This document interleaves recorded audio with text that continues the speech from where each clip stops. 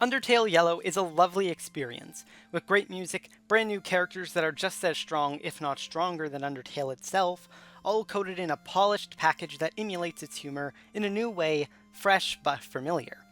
A powerful and brilliant story, it lets our character feel so much more meaningful, although the game almost suffers from its codependency on the original Undertale and its status as a fan game.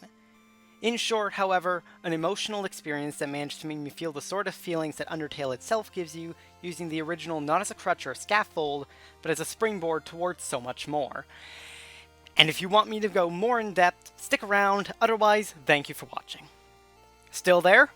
Great. Hello everyone, I'm Violet of CompleteIndie, and this is now an in-depth review of Undertale Yellow. Spoilers for both Undertale Yellow and the original Undertale, both of which I highly recommend, but you knew that already. Let's get into this.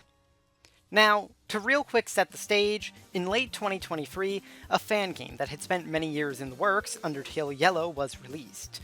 Whereas Undertale focused on the adventures of Frisk, the seventh and final soul the monsters needed to break the barrier, Yellow focuses on the adventures of the sixth human soul, the one before, a child named Clover who is the yellow soul of justice, hence the game's title. In the original Undertale, we got very little of justice.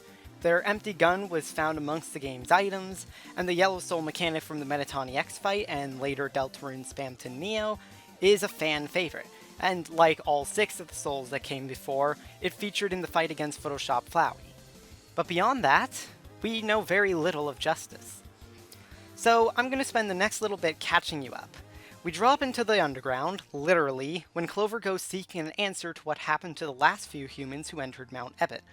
And they arrive in the ruins and meet both Toriel, who we quickly get separated from, as well as Flowey, who uncharacteristically is helping us, teaching us how to dodge attacks, and since Clover isn't determined enough to have a save file, Flowey weirdly offers up his services to become our save points.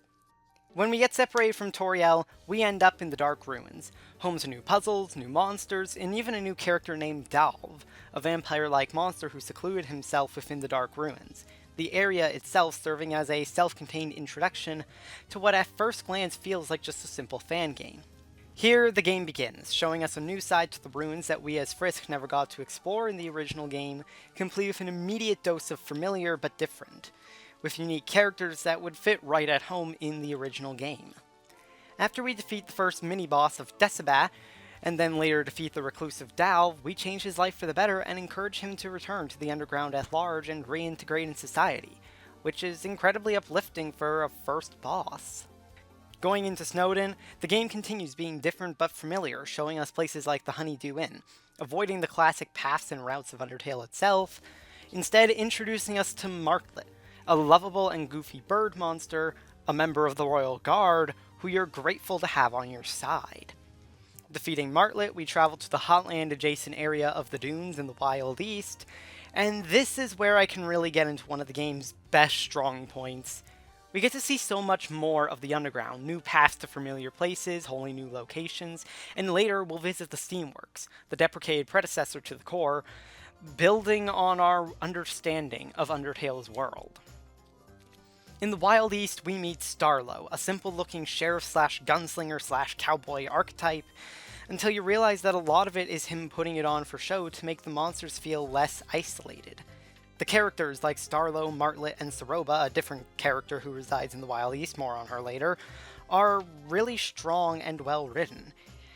Just as Undertale's characters were archetypes fleshed out to incredibly enjoyable characters, Undertale Yellow arguably goes even more into the archetypal before fleshing those characters out in a way perhaps better than the original Undertale, turning those archetypal expectations and the cause for those archetypes into character traits with incredibly plausible understanding. After the Wild East, we venture through the Steamworks with Soroba, a woman who's taking us to the lab in Hotland where her daughter Kanako seemingly is. Navigating the Steamworks, there's a plethora of funny robots, kind of fun puzzles, and of course the boss of the Steamworks, whose name is Axis, a silly character who serves as a terrifying and tense antagonistic force, without ever feeling actively villainous. That said, this robot who speaks in the green wobbly text Absolutely stellar, love them. Team Undertale Yellow needs to make merch for this character, please. After the Steamworks, it's revealed Soroba was planning to use Clover as basically a sacrifice to restore her daughter to full health and succeed in a plan set out by Shujin, her departed husband, and his grandiose mission to make monsterkind more powerful. He had, using the human soul of integrity, the one that fell before Clover, he tried to make a serum that could achieve godhood, but testing on himself resulted in his death.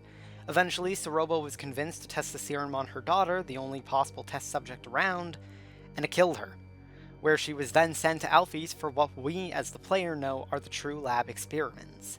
In a heart-wrenching boss fight, we fight against who we thought was a friend, and gain access to the iconic Yellow Soul superpower we remember from Undertale and Deltarune, as well as a dash to help us get around faster and to dodge unavoidable attacks.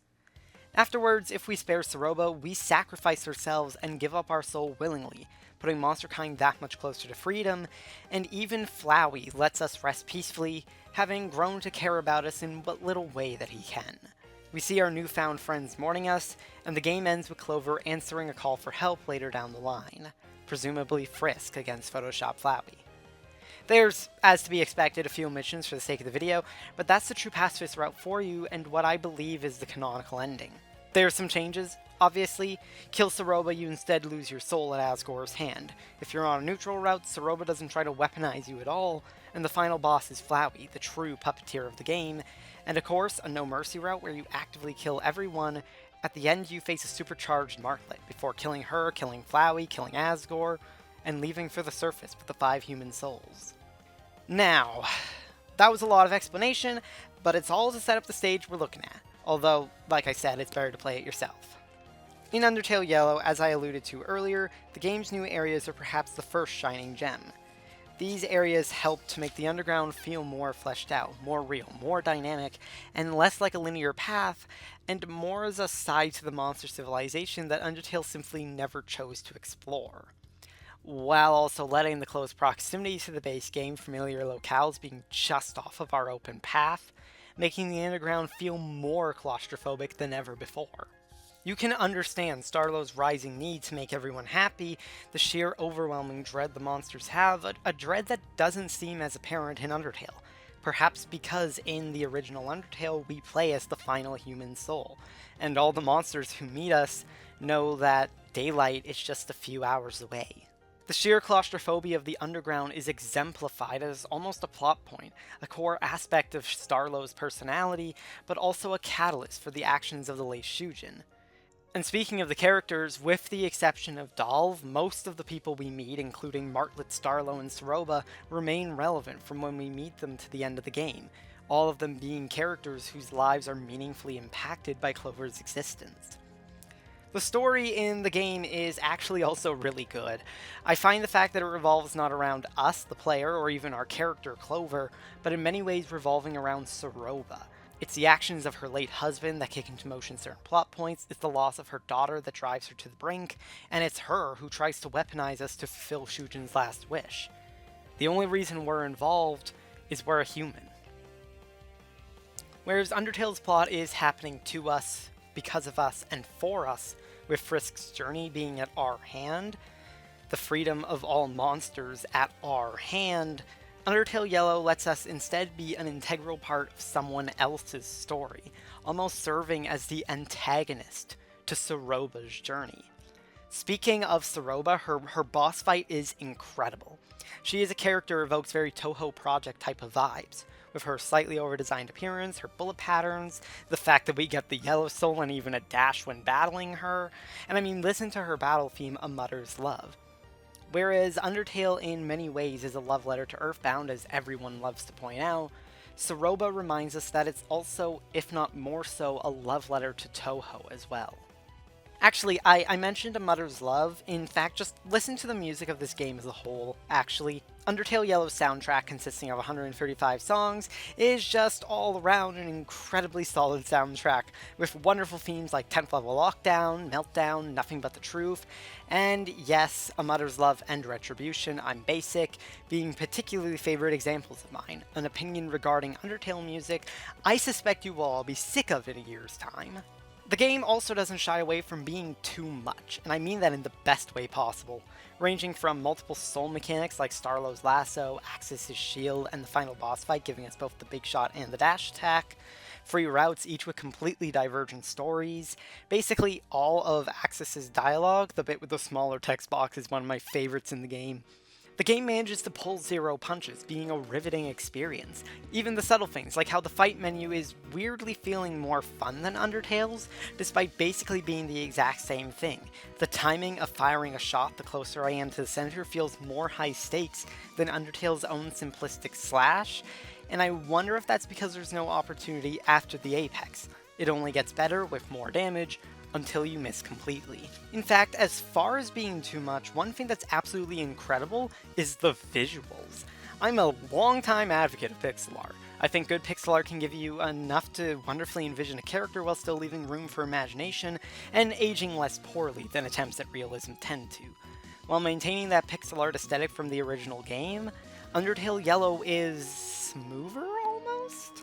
I've mentioned Soroba and her being over-designed, but that's weirdly not a complaint. The game's visuals lend well to it, with things like the fluidity in Martlet's flying animation, the draw between you and Starlow in the Wild East, and kinda just everything. Random enemies with clean animations. The pixel art feels ever so slightly higher fidelity, harkening back more to the SNES or Game Boy Advance than Undertale and its NES Game Boy aesthetic. The battles have more dynamic appearances too, with Dolph's lightning illuminating the battlefield, and this sunset background in Starlow's fight being my personal favorites.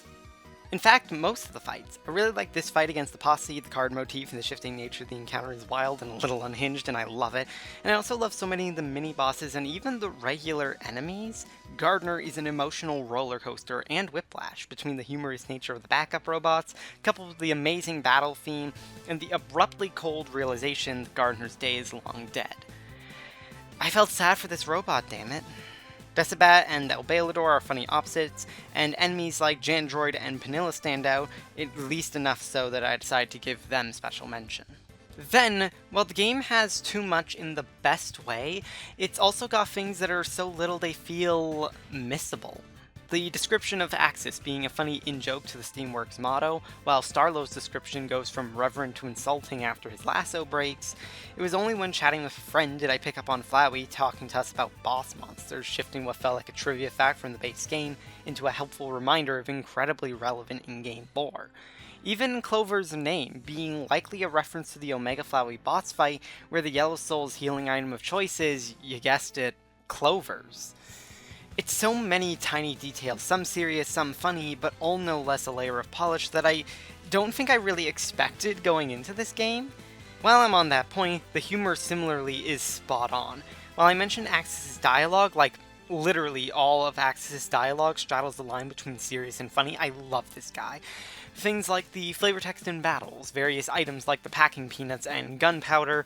This bit about the water being blocked by stairs is funny enough that I had to mention it here, and so many more. The game does an absolutely brilliant job of mimicking Toby Fox's sense of humor, without feeling like it's reliant on jokes that we as fans have had years to appreciate. It's incredibly refreshing to see Undertale's comedy return in a wholly new way. The game isn't perfect, sadly. I think above all else it struggles as an Undertale fan game. Things like Flowey's inevitable betrayal on the neutral route feels almost too obvious to anyone who played the original, and when that shoe never drops in the true Pacifist route, which at least for me was my first playthrough and I'm assuming for many others, it almost feels disappointing. Most of the boss fights are also a bit generic in terms of their spare conditions, being simply survival gauntlets until you reach a specific turn, but I actually don't mind that too much, seeing it was originally only Metaton's boss fight in the original game who could be spared with an actual challenge. The game does a great job of helping us to forget Clover has to die at the end of the story, but it is still looming, tearing into Martlet's promise of a happy life even before Flowey tears into Martlet, and making it a bit hard to appreciate certain things in the moment. I caught myself checking that I should check absolutely everything because if I didn't, Clover would never get to, which was a weird dramatic irony that pulled me out of the experience more than once. Undertale Yellow suffers in a small way because of its dependency on the original game. You won't play an Undertale fangame if you haven't played the original, but in some ways it feels like you should in order to get the most impact out of its moments, like Clover's destined fate, Flowey's betrayal, and more. The new ruins feel painfully disconnected from the rest of the game and atmosphere and tone, and as a smaller complaint, it leaves the True Lab plot thread hanging undealt with. Which perhaps is fine, that's supposed to be Alfie's story anyway, but it makes Undertale Yellow's ending feel ever so slightly unresolved, and I'm not thrilled with how long the trolley problem sequence goes on, nor am I content with how fast Saroba folds when Kanako asks to be the test subject for the integrity injection. But ultimately, those aren't major complaints. More relevantly, the game also suffers from a difficulty spike once you reach the Steamworks.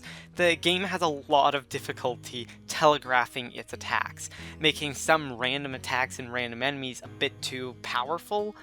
Random ones like Jandroid are just really good at mopping the floor with me, and Axis and Gardner are both really good at what they do, in part thanks to the poor telegraphing.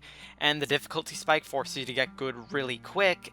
With that sudden ramp in skill coupled with the powerful dodge power-up, Saroba wasn't as much of a challenge as I think she was meant to be. Martlith has a discount carousel attack, and that's not okay, and I also think El Bailador's rhythm mechanic is maybe not quite good for an Undertale fan game, seeing as it feels a little too clunky and difficult.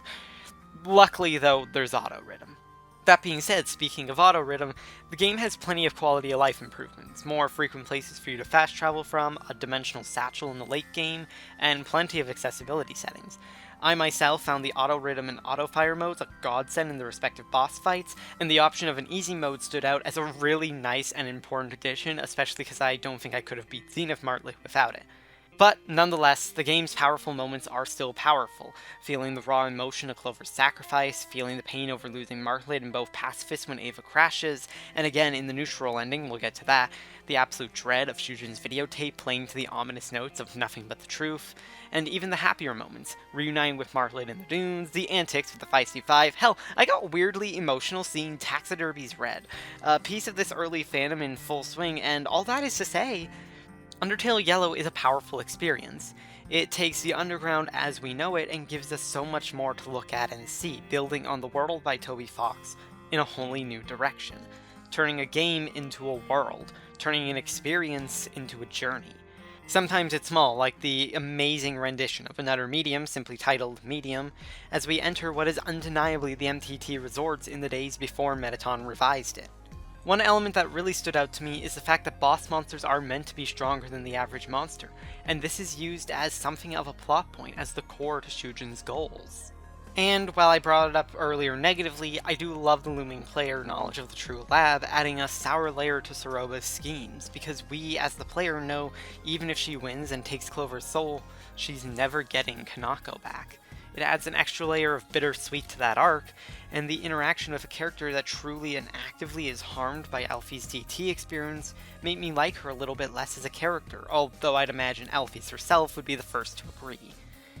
The lack of Undertale or Deltarune's meta-narrative on the true Pacifist route, the only canon route, is also really nice. It lets us explore the underground in what is sort of a normal way, without having to deal with the implications of save and load and timelines. It's refreshing.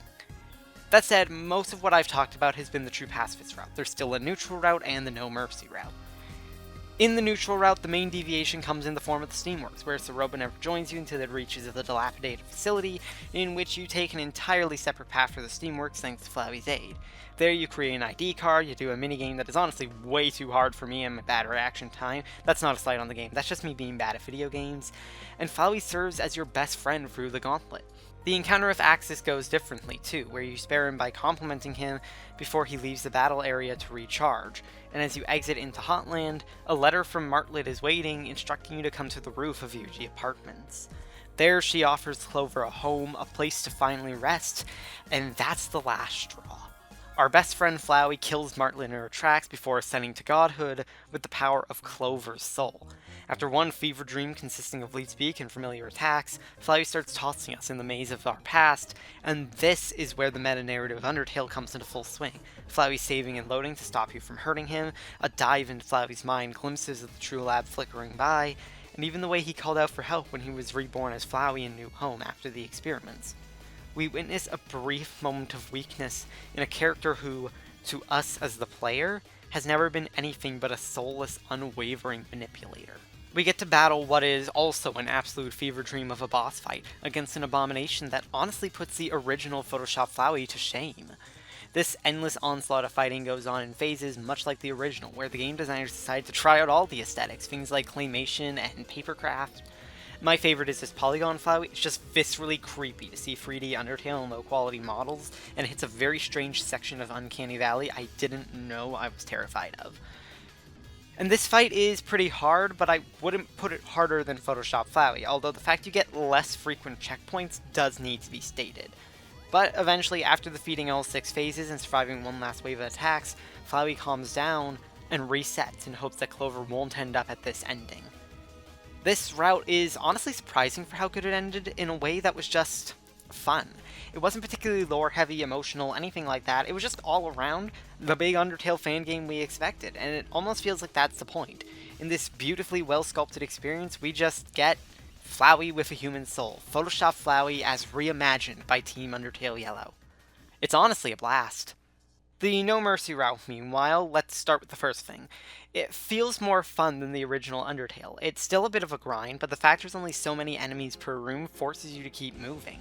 Coupled with Flowey's dark commentary in the first half and the slightly disturbed comments in the second, it makes the run feel a lot less monotonous. Additionally, the first fight with Martlet and this new fight with Soroba are really difficult in a challenge that is weirdly refreshing despite my earlier complaints of a difficulty spike.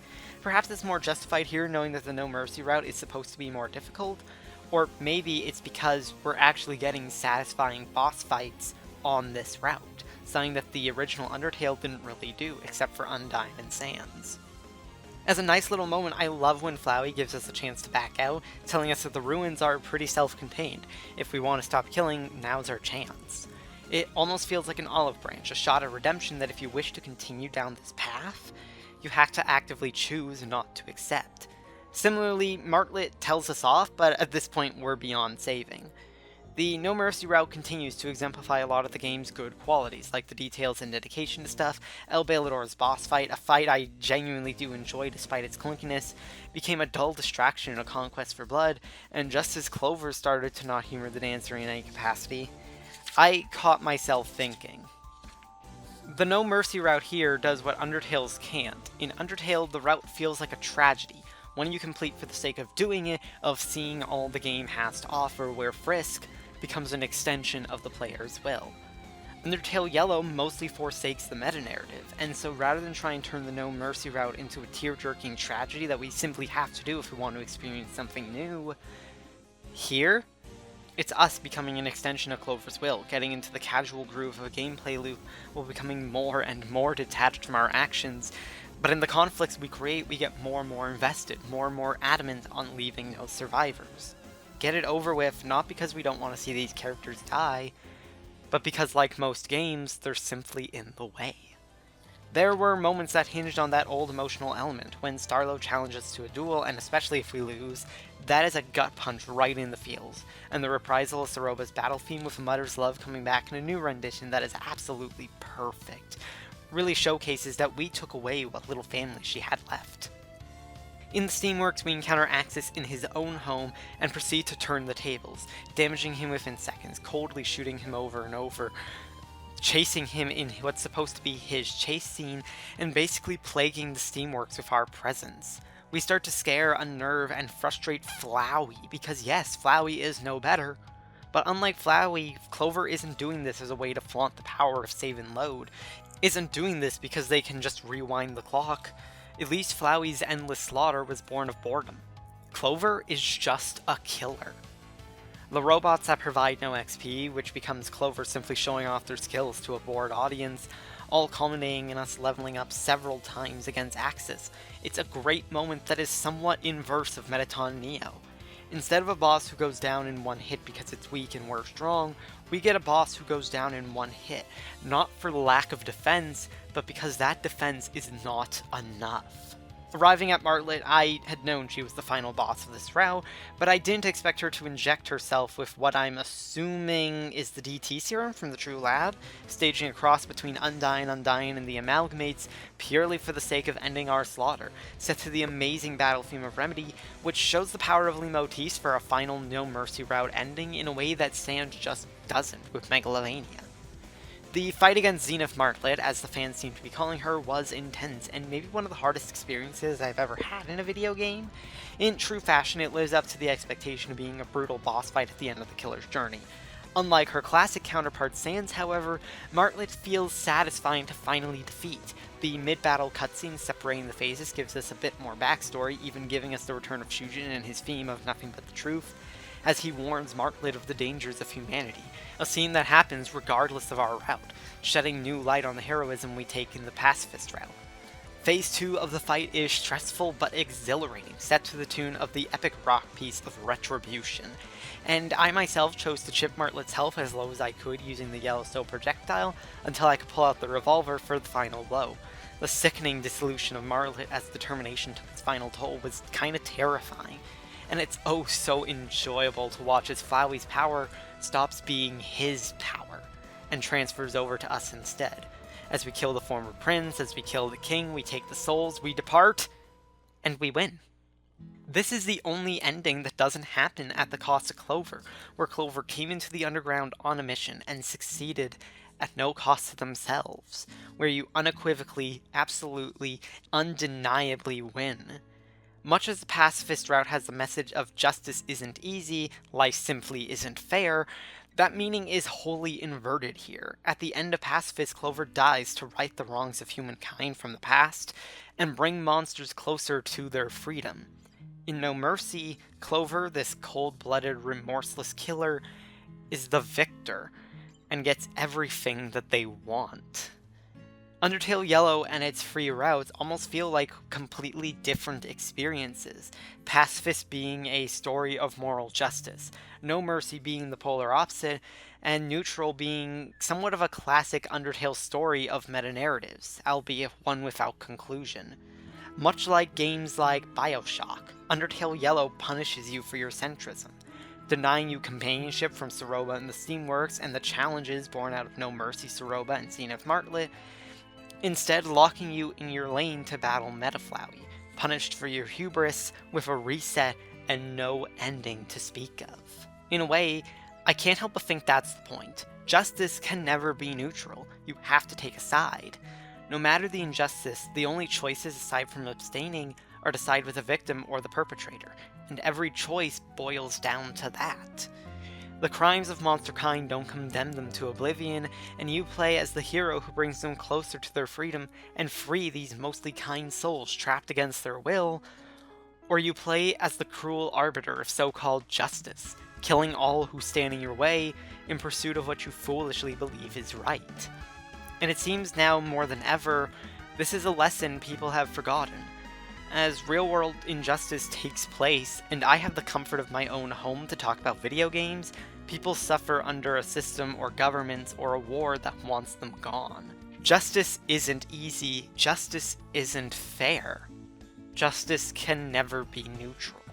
All this is to say, exactly as I said at the start of the video, Undertale Yellow is a lovely experience using the original game as a springboard to so much more, and I, for one, am proud of the developers for making it, and my fingers are crossed that they get the proper acclaim they deserve. I have no doubt that if Team Undertale Yellow were to pursue a wholly original project, a standalone non-fan release, that it would join Undertale and OneShot in the canon of impactful indie games. In a way, Undertale Yellow feels like canon. It delves into the underground world building in a way that makes it huge, but small.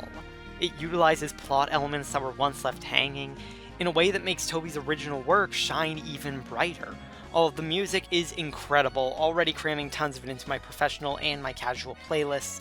All of the locations feel fresh and exciting, a chance to see the underground I've come to love, in a way I've never gotten to see.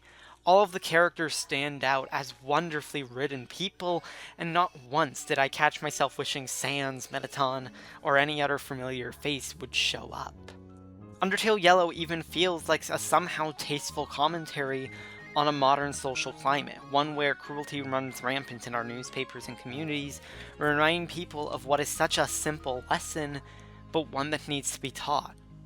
That in this unjust world, it is hard to be kind, but if you are, the world will shine that much brighter. Undertale Yellow understands at a core level what made the original Undertale work. The emotional element, the experience that is the game. And it might be recency bias talking, but in many ways I think it understood that fundamental core better than anyone. Maybe, just maybe, even better than Toby Fox. Or maybe Shujin is Dr. Ananuts. Really, it's anyone's game.